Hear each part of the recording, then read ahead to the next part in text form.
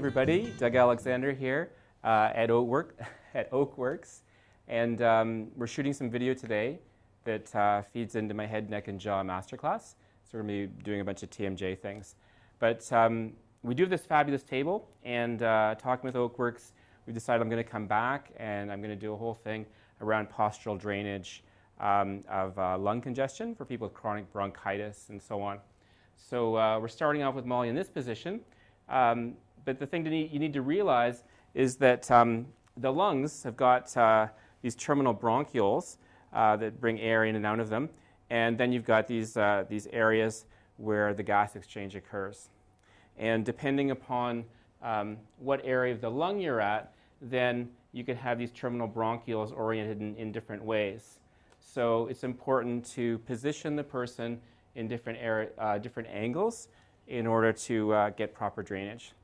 So we're just going to show a couple of those now. We're working on some TMJ, evaluation and treatment today, but we've got an eye in the future because we've got this fabulous Oakworks table that breaks and angles in all sorts of different ways.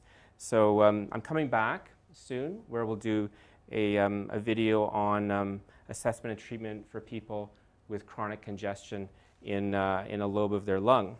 And yeah, Molly's just lying on the table here.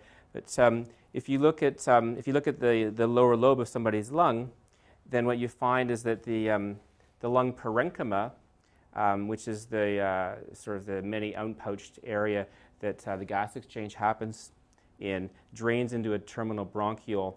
And because the bronchioles come from up here, they're oriented like this, so you got your lung parenchyma like that. So if I'm standing, say, it'd be something like this. If I'm standing, this fluid is not going to get into my body easily. So lying somebody down puts things in a better configuration for that fluid to come out when we manually encourage it to. But to really optimize this, then it's fabulous if you change the alignment of the person. And notice how I'm not changing the alignment of the bottle relative to Molly, but the bottle is oriented more or less vertically now. So that's going to give us a great opportunity if we can actually mobilize things here for the fluid to get into the bronchiole. And as soon as it's here, the person coughs and it's out. You get a productive cough. So the types of strategies that I'm going to be sharing with you will be all sorts of neuromuscular techniques to the muscles that we use to breathe with, in particular coughing. So we're going to be working with the erector spinae muscles, we're going to be working with the quadratus lumborum and the serratus posterior inferior, as well as we even use our lats to cough with, and the intercostal muscles. So we're going to do a nice thorough treatment through all of this musculature here, which is going to help our client at this point to feel much more comfortable, to have less pain from all the coughing that they've had, and to be much more relaxed. Then, which is great, which helps them with their pain, and they're going to be able to cough more easily. But to really facilitate full coughing, then we need to mobilize the rib cage. So we've got all the sleeve muscles and the muscles between the ribs are all loosened up. Then we need to mobilize the rib cage. So we'll be going over strategies such as assisted expiration. Yeah, maybe I'll stand here. Can you take a nice deep breath in, please, Molly? As she breathes in, you see how her rib cage opens and then relax, and it collapses. So I follow that for a breath or two. In you go again. Merveilleux. And exhale. As she exhales, I exaggerate the exhalation. And then breathe in.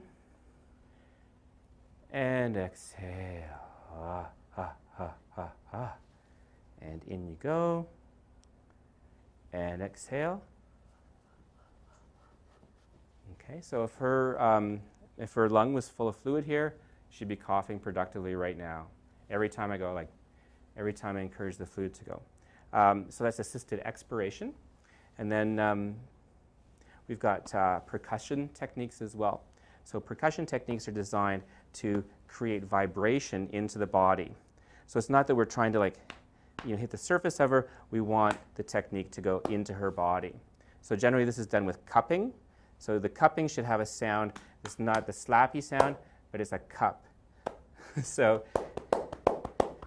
we use cupping and beating and pounding to mobilize secretions. And then another nice deep breath in, please. And exhale. And out comes the fluid. So we'll be doing that as a showstopper next time we're here, and exploring all the fabulous positions that are obtainable more easily with this table rather than 7 or 8 pillows.